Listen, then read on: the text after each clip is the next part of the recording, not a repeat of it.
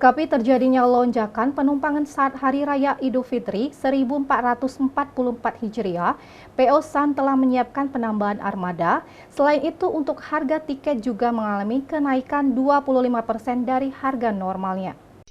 Menjelang Hari Raya Idul Fitri 1444 Hijriah, loket bus San yang berada di Tabakoji, Kecamatan Lubuk Linggau Timur 1 terlihat masih sepi. Petugas loket PO San, Wendra, menyampaikan, penumpang mudik lebaran tahun 2023 ini mengalami penurunan dibanding tahun sebelumnya. Menurutnya, lonjakan penumpang ini akan terjadi pada tanggal 12 April hingga Lebaran.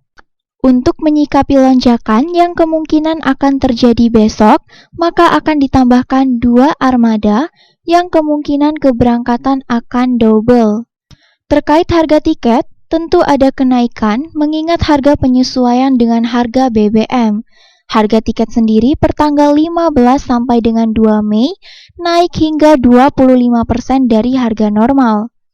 Sementara, tujuan penumpang paling banyak yakni ke Jawa, seperti Jogja, Solo, dan Bandung. Untuk persiapan mudik lebaran, saya rasakan sama seperti tahun lama kemarin.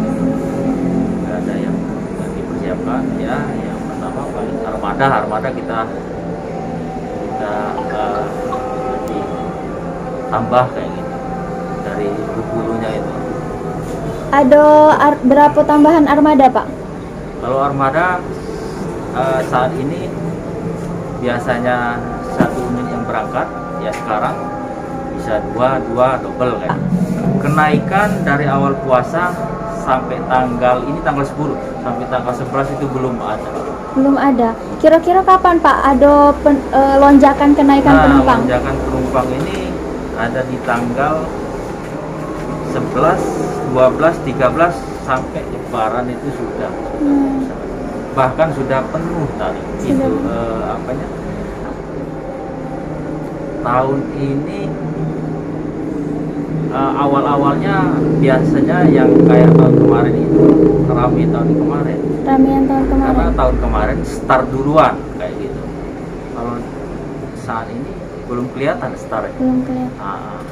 Bahkan 1 minggu sehamin Lebaran ini baru. Tim Liputan Silam Pari TV.